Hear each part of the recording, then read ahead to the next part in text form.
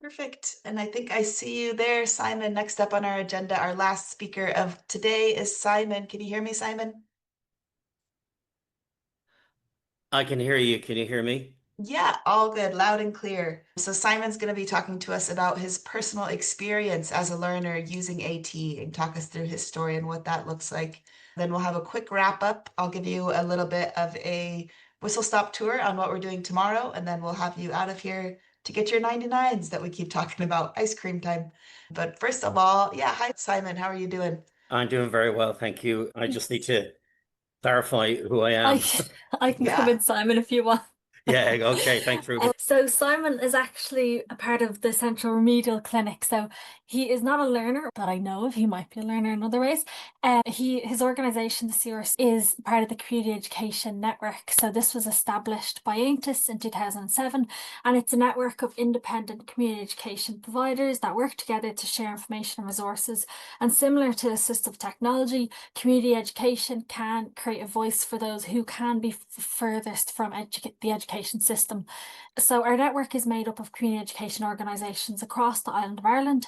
And today we're going to hear from Simon, who's going to share insight onto the Central Remedial Clinic, which is a voluntary organisation and national charity working with children and adults with disabilities. And he is a manager of the Assistive Technology and Specialised Seating Department in the CRC. So I'm going to hand it over to you, Simon. Okay, thank you. And I don't know whether you have my slides there. Yes, Yeah. I think is gonna. They're coming now. They should be loading there. Give me one sec. We'll see if the technology is working for me today. Thank you, Daniel. I can go without them, it doesn't really matter. Let's have a go, shall we? They should be coming there now. Oops. Let me check. You see them? Yep, all good, Danielle. Phew. Okay, perfect. I think I sent the wrong slides, but anyway, that's beside the point. So, as we just said, my name is Simon Hall. I'm the National Manager for Assistive Technology and Specialised Seating in CRC.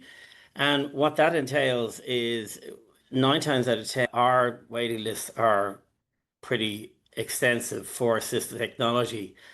The biggest thing with regard to assistive technology, and particularly as we talk about education, is the fact that what we find is probably that people don't get it on time. When you're looking at such a broad scope with regards to assistive technology, you're looking at children who start off, and you can't go into a restaurant today without seeing children as young as 2 with mobile phones in their hands, and that's assistive technology. However, 9 times out of 10, before people are starting and children are starting in school where they need educational technology, etc., we normally then get into the arguments of, okay, who's supplying this technology? So we support the children before they go in. In the sense of when it's high-end assisted technology, as in electronic assisted technology, and some of our clients can't actually access keyboards, so they will be accessing their appliances through either eye gaze, etc. Then it comes on to the payment for an awful lot of this equipment. So as we start to go through the blockages, the referral comes in the first place. We then decide who's best suited to actually take on that. We have a team of engineers, occupational therapists, speech and language therapists, etc. So we have software and hardware engineers and mechanical engineers as well as biomechanical engineers. So they could deal with all aspects. And just to give you a picture, we only are a consultative service in the sense that it's when everything else fails, you probably come to our service and then we decide on what piece of equipment is actually required for that child. The biggest problem is I see that an awful lot of the children receive this equipment too late. So you're normally ambulance chasing with regards to technology and equipment. So if they had it earlier, but then who pays for it? So we get the same problems then again, where the Department of Education say it's a therapy tool and the the Department of Health say it's a educational tool. So you could be stuck in a quagmire for months with regard to that. That's why you have plenty of loan libraries, etc. Now there has been work been done at the moment with regards to passports on assistive technology, where you can actually where it will be mapped out for children. And the reason why I'm talking about children in the first place, because education starts at a very young age. And you know that if you miss any time in school or through education, it's very hard to catch back up. And it's even more difficult for people with any issues whatsoever. So the fact of the matter is you need to get that equipment in advance of going to school so books can be loaded, etc., etc. And also we can load software. As I say, we operate on a national and a regional basis. So we would have departments in Limerick, Waterford, Dublin South, West, and Dublin North. However, we cover the majority of the country. And we would normally, with our education, and we start at a young age, that would be done through CNOs in the first place, or somebody else from that school approaching us. Or an awful lot of the time, there would be clients of a different service in here, and then they would be referred on to assistive technology. The thing about assistive technology is that it has to be connected, it has to be charged, it has to be kept up to date, because the fact of the matter is that if it's not, it becomes as useful or as useless as only the support systems that are there and around it. And then the person migrates from junior school into secondary school. This is where we have a big problem then, because it's the equipment transferring from one place to another. Again, is a problem. And again, there are different curriculums that are going in. Now, the schools are extremely good, and a lot of them have technical officers or whatever that will actually operate, and CNOs will operate, NAs and etc. It has got a hell of a lot better. However, the funding needs to be quicker, it needs to be streamlined, but it also needs to be in advance, because it's 9 times out of 10, you're always chasing. We have been advocating that an awful lot of technology needs to be there in advance, but also not only with regard to educational technology. There are people who require mobility technology to work that educational technology. So you have to be able to get into school in the first place.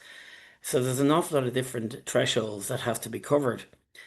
So then when the person is coming up to exam time, and this is where we get an awful lot of influx of referrals.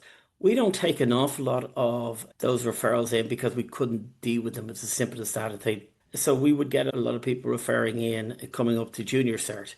And at that stage, it's 9 times out of 10, it's too late for us to actually get involved. And it's probably a standard piece of equipment that's probably required. However, if it isn't, well, then we definitely are chasing our tail with regard to this. And getting that sanction at that stage can be extremely difficult. And then the person leaves full-time education and then goes into third level education. This again is a quagmire. The only thing is that you have an awful lot of disability officers, etc., that are there now within universities. So it has got easier, but not enough, because, as I say, if you miss even a day of education, you're now into a situation where you're playing catch up. And that's the big problem. But then the big problem starts is when somebody goes into a job and they require assistive technology, be that a screen, be it anything. They have to then, if it's paid for that place, you can't just take the equipment forward with you. Again, these are the small little barriers to education and technology. And even within the schools, it really depends on the actual schools you're in, because if they're not tech savvy, like using interactive whiteboards, e-learning platforms, educational apps, video conferencing tools, that's not available in every school in the country, and they differ. You might be lucky to come into a school and have somebody who's really interested in technology. And then if you went to a school and they're not interested whatsoever, The other thing is that if you do not have that Wi-Fi capability or connection, that's a huge issue with regards to technology. So, as much as it has come forward, we also need the pre-construction phase to an awful lot of this technology where the governments have to put in the proper infrastructure. It is happening, but it's happening very slow.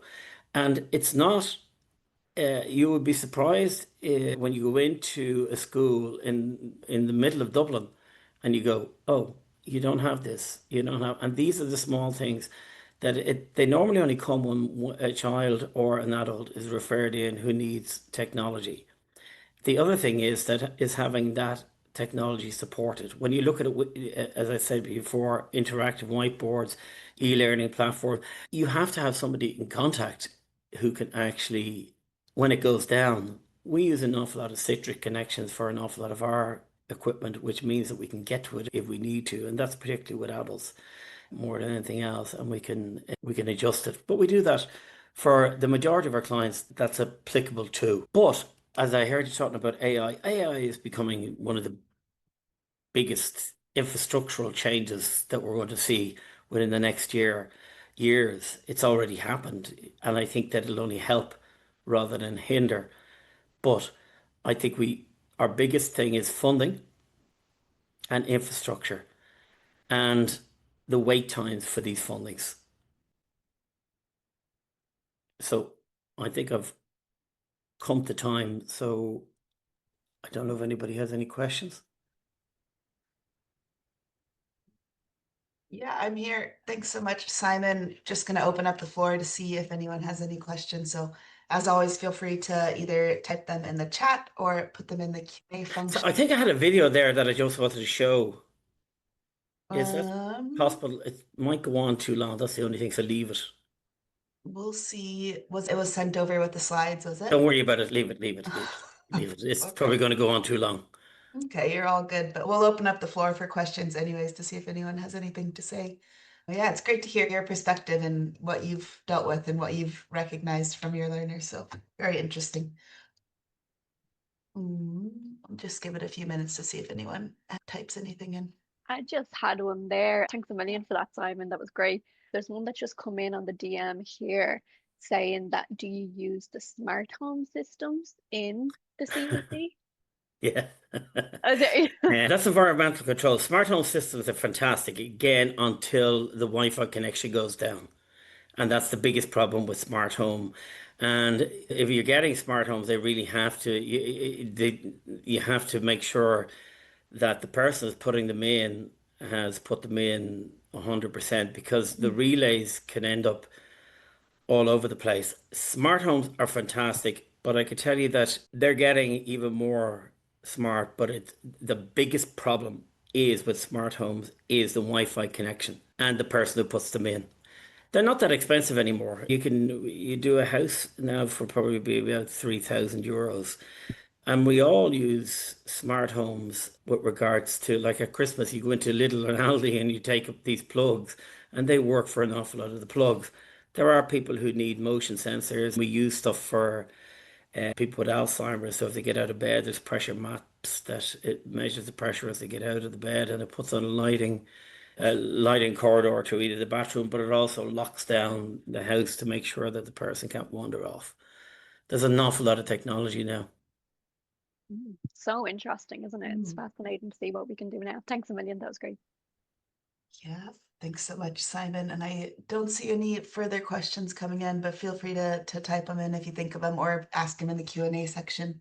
So thank you so much to Aontas and to Simon for volunteering your time here today. It was wonderful to hear your perspective there. No problem. Thank you very much. Thanks, Simon, and Ruby as well.